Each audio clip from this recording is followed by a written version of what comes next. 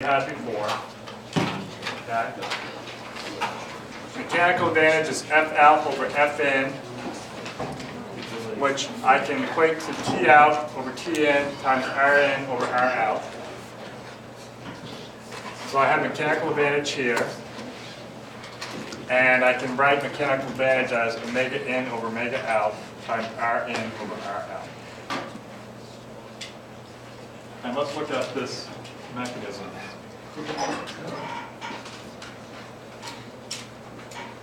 So on this here, what you do is first you locate all your instant centers. So here's I1, 2. Here's I2, 3. I3, 4. I1, 4. And then if I draw a line like this, draw a line like this, I find I2, 4. The first thing that you do in any mechanical advantage problem is you decide what your input link is and what your output link is. Your input link on this, your input is on 2, your output is on 4. Your input is link 2, got this weight, 10 pounds on link 2. The scale is attached to link 4. Or link 4 applies force to the scale. The general formula that you write here is that if you write the velocity of I in, comma, out equals, and we wrote this thing before, but let me write it again, equals omega in times I1 in to I in out, which equals omega out times I1 out to I in out.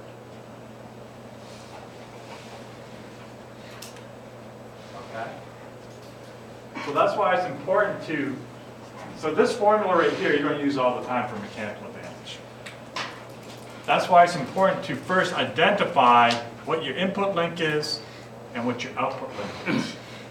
And so in this case here, input is on 2, output's on 4. So the velocity of I in out is the velocity of I 2, 4, which equals omega 2, just do the substitutions of the subscripts, I 1, 2 to I 2, 4, which equals omega 4, I 1, 4 to I 2, 4. Okay?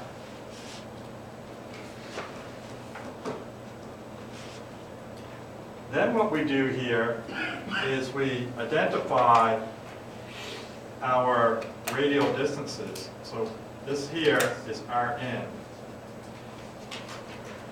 And it always goes from Rn is defined as the perpendicular distance from I1 in to the force. And R out is defined as the perpendicular distance from R1 out to the force. Okay? So if we look at this, this is your R out. So in this case here, what you do is you look at this force here, Fn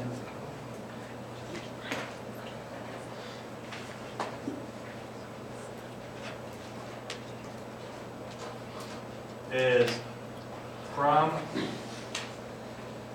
outside world towards mechanism. And F out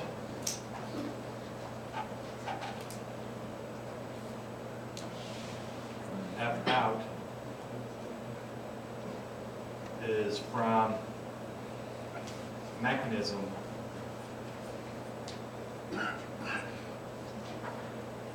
to outside world.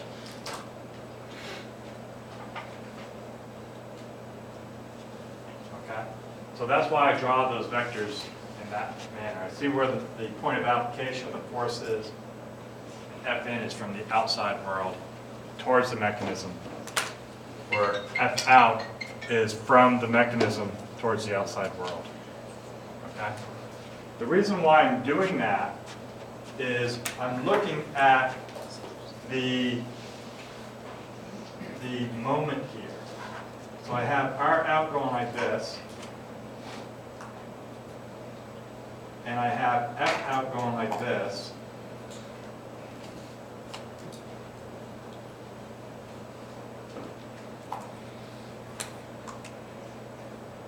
And what you do is you cross R into F. So when I do this here, I get a negative R out times F out. And on this one here, I have R in going like this. And I have F in going like this. So when I cross R in into F in, I get minus R in times F in. Okay.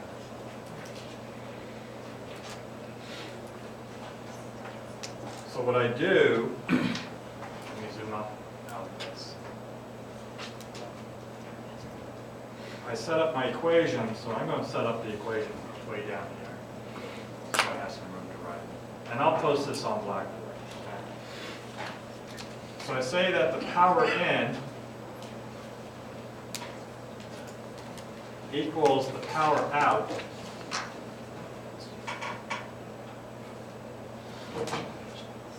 and that is torque in times omega in equals torque out times omega out, which equals the torque in is this minus R in times F in.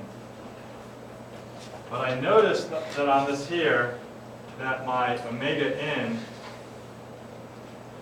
is negative. Okay? So I'm going to say that's times minus omega in equals minus R out times F out.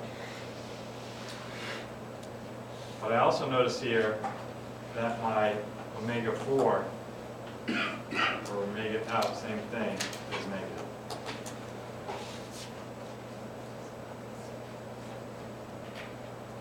So that's minus omega out. So what I do here is I set F out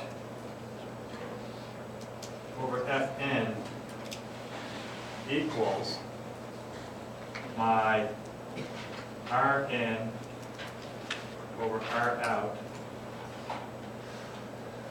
times my omega in, or omega 2 in this case here, over omega 4, which equals R in and R out times, let's see, this would be I14, I24 divided by I12, I24. So in other words, and this is mechanical advantage. So let me zoom up on this just for a second. So what I'm saying here is I can measure this distance R in off of that diagram. I can measure this distance R out off of that diagram. I can measure the distance 1,4 to 2,4 and also 1,2 to 2,4. So looking at these ratios, and all the units cancel out, so you can measure in inches or miles or millimeters, whatever you want. The units cancel out, and this ratio times this ratio produces your mechanical advantage.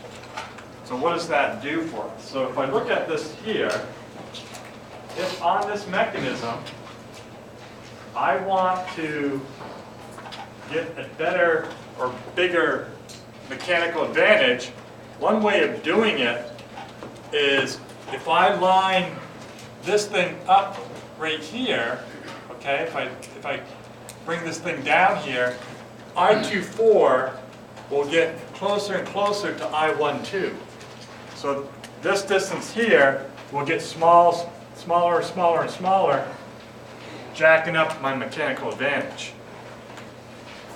Likewise, if I take this distance here and make it shorter, that means that R out gets smaller. That will jack up my mechanical advantage. The other way to increase your mechanical advantage is if I put my lever arm way out here, so my R in is bigger. So if R in is bigger, that means this is bigger, which my mechanical advantage will be bigger. So my point in doing this is to show you how you can define a mechanism to gain great mechanical advantage just by knowing how to increase this, decrease this, and also decrease this. All right? So what we'll do when we get back from break is we'll look at the vice grip problem in detail and apply these principles from that. All right, have a good and safe break. We'll see you in 5 days. And I'll post these on Blackboard.